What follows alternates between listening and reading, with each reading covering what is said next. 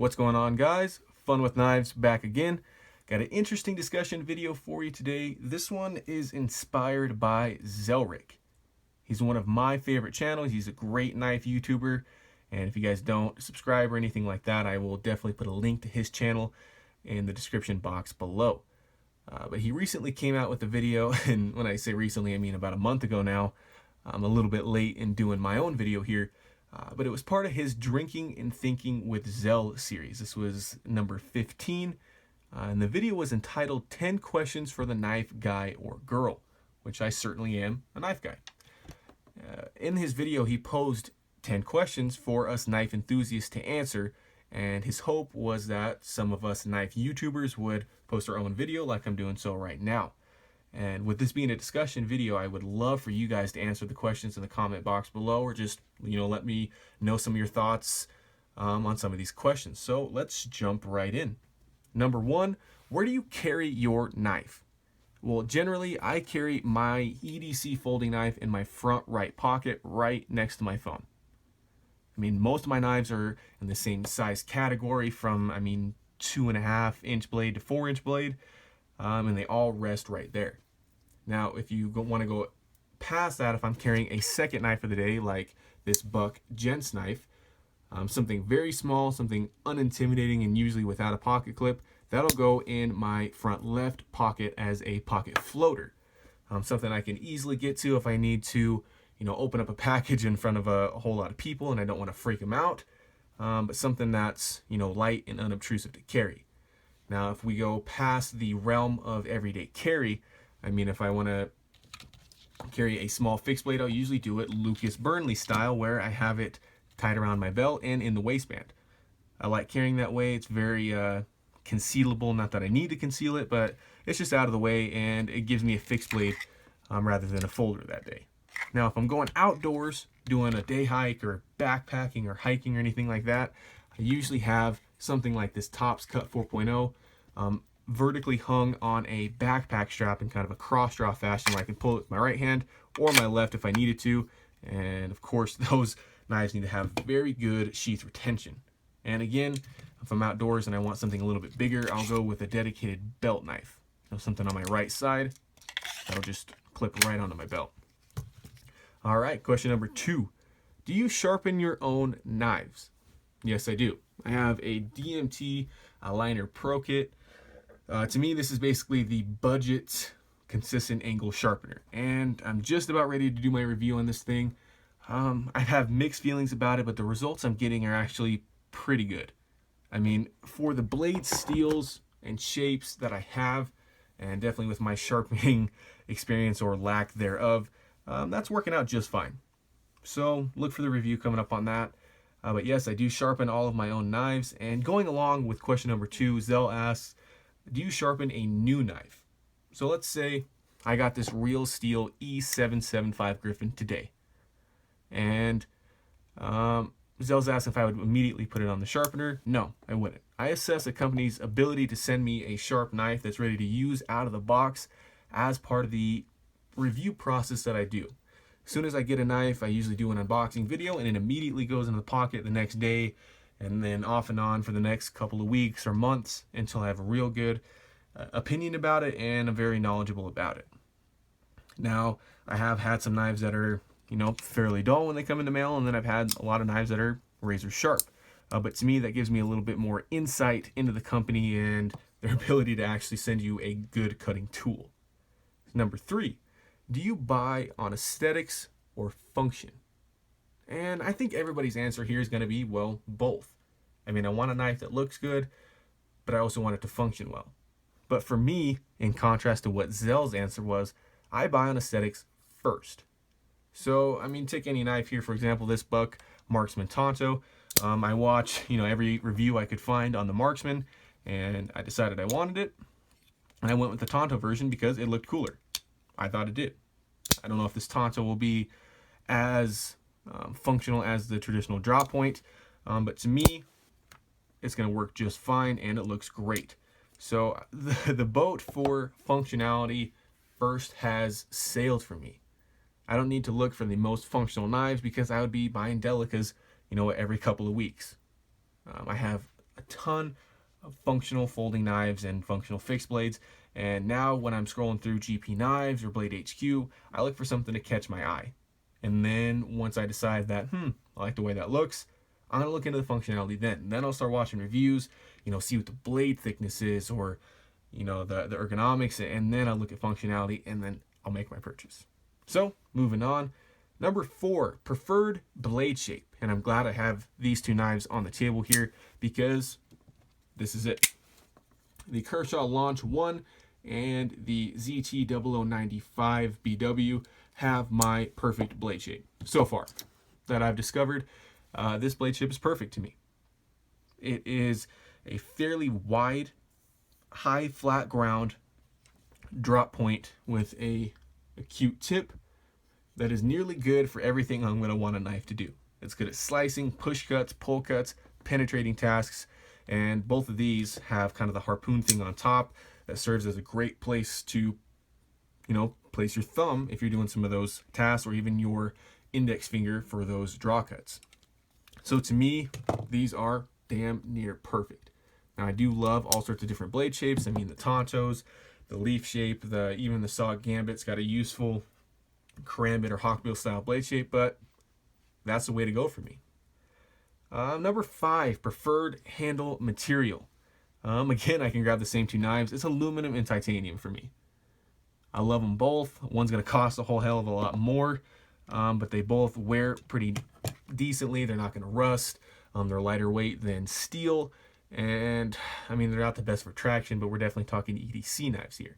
Now, that's not to say I shy away from G10 or even glass-filled nylon or anything like that. Those are just when I see that the handle is made out of those two, I'm usually more interested than I would be if it was just a glass-filled nylon. But for fixed blades, it's absolutely 100% micarta. Now in this example, this is tan canvas micarta from Tops. I usually like linen micarta a little bit better. It's a little bit softer to the touch and it'll absorb the moisture just a little bit better. But any kind of micarta is the way to go for fixed blades in my opinion. Number 6, this was an interesting question that I had to think about for a little while. Paying more for blade steel. And the way Zell described this question was, if you had a knife with the standard budget steels 8CR13 MOV, AUS 8, would you pay more for the same knife with an upgraded blade steel? And a great example of that is Spyderco with their sprint runs like he mentioned, where this has S30V. This is somewhat of a base model, even though it's got the DLC coating. But I mean, they've had sprint runs of Crewwear and M4 and all that sort of thing, where they cost usually a substantial amount more. I mean, talking 30, 40, 50 bucks more than the standard PM2. And is it worth it to me? No, not on steel alone. And it's going to be different for every knife. But this Schrade SHF, what is this one? 16. This has got 9CR18 MOV and it costs right around 20 bucks. Now, if this had S30V, would it be worth 50 bucks to me? 60? No. I don't think this design warrants that good of a steel. But that's just me. And some knives I will differ. Some knives I think deserve better steel, but for the most part, they're priced accordingly. And I think that if you're going to upgrade a blade steel, you need to upgrade some other features of the knife. So, moving on. Number 7, deep carry pocket clip preference. You guys probably know the answer from me, at least. I love deep carry pocket clips. In fact, this example and the ZT0220 and the Buck Marksman are kind of my favorite clips. Simple loop over designs and hides the knife very well, buries it deep in your pocket, but still easy to get it out.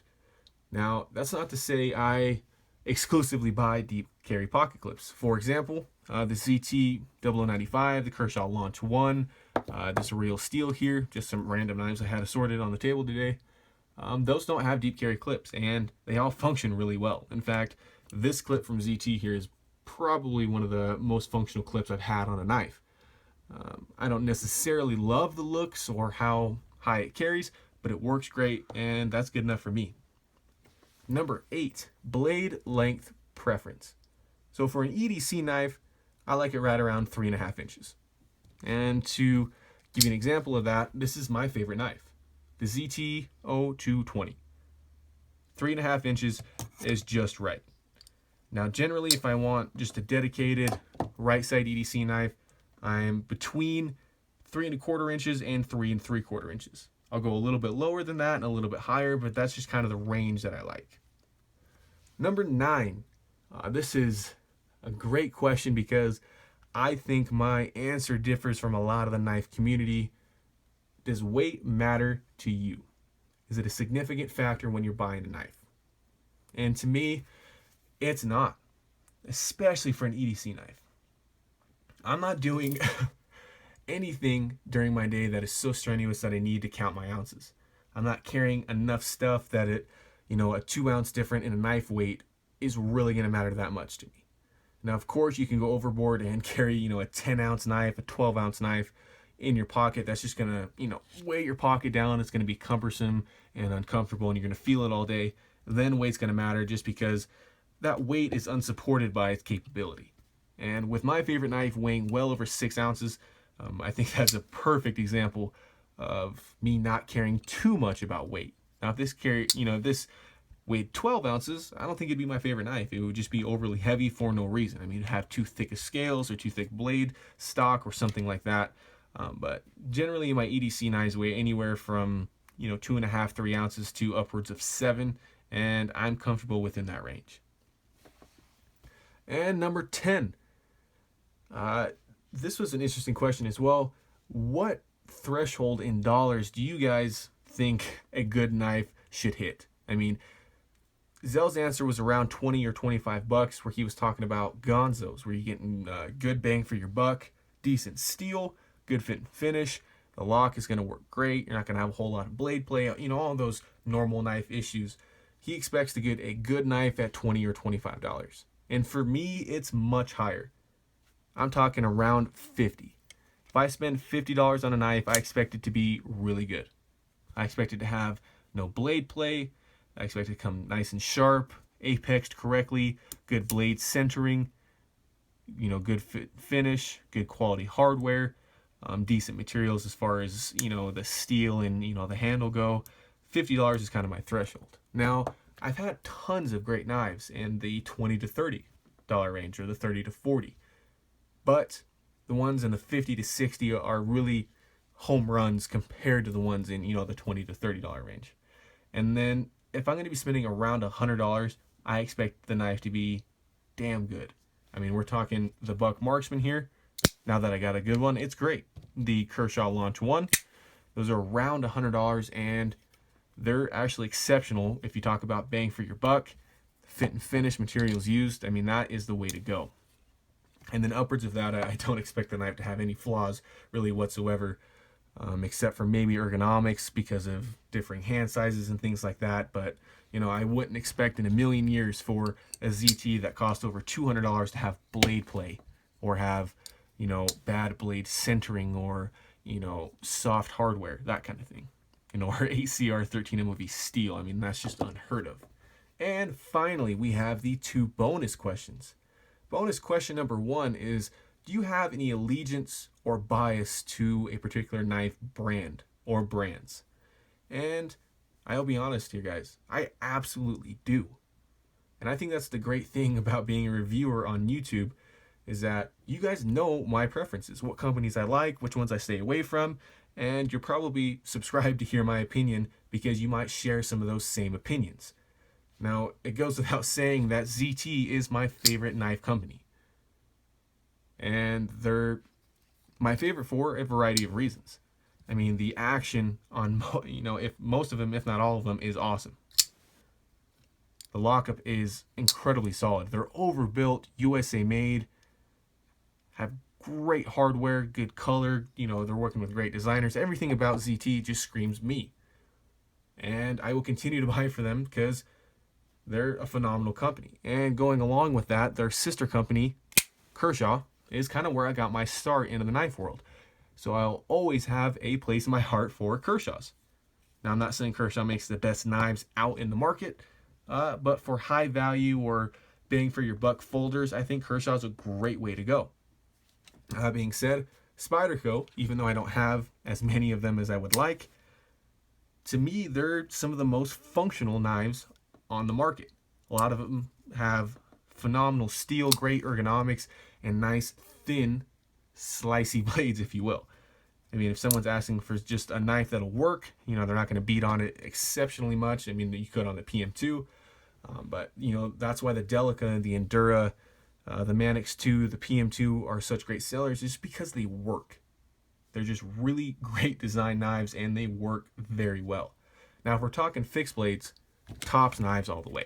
To me, Tops and ZT share a whole lot of similar qualities in the fact that they're overbuilt. They're going to take whatever you throw at them, and you're going to be able to count on them to not break, to not malfunction. Everything about them is high quality. They're USA made. In Tops case, they're hand finished. I mean, a lot of them are hand fitted with the Kydex sheath and the scales on there. So Tops and ZT are the way to go for me. I mean, if you guys are looking for a hard use knife, don't look any further than ZT or Tops, because that's the best that I found, definitely in knives that are affordable to me as well as high quality. And finally here, guys, holy cow, this video has gone way longer than I intended it. Number 2 of the bonus questions: does country of origin matter to you? To me, in this case. This is a tricky question here. Yes and no. And I know that sounds like I'm trying to get out of the question, but I'm not. Let me put it this way. I would prefer everything that I own to be USA made. From clothing to cars to knives to electronics to pens and pencils for school. I would love them all to be USA made, but that's just not possible. So I got to kind of settle with the fact that most of the things I own are going to be made overseas. Now, that being said, most of the knives on the table right now are USA made.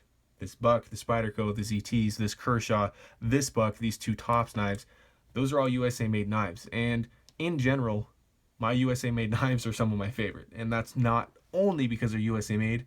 It's generally because I have better quality control and are made out of better materials. But, you know, if a company's making knives overseas, they're providing it at a good price, and it's a good cutting tool, I like the way it looks, I'm going to buy it. That's just the way the world works. I mean, you got to buy things from different countries, but I would just prefer USA made. Supporting our own workforce, our own economy is, like I said, preferred. That's kind of a tricky question, but I think that's the best way I can go about it. So, thanks for watching, guys. Hope this was entertaining or at least informative to you, because I know you guys are just staring at these knives most of the time. But these really are a great set of questions to help put together, and I hope if you guys have your own channel, you'll do your own video on this. This is a great topic, and I think it allows my subscribers and potentially yours to learn a little bit more about your preferences and what you think makes a good knife, and especially those bonus questions. And if you guys want, I'd love to hear your thoughts on these questions, and if you differ from my opinion, in the comment section. I'd love to see that, because it gets me thinking. So thanks for watching, guys, as always, and remember, have fun with your knives.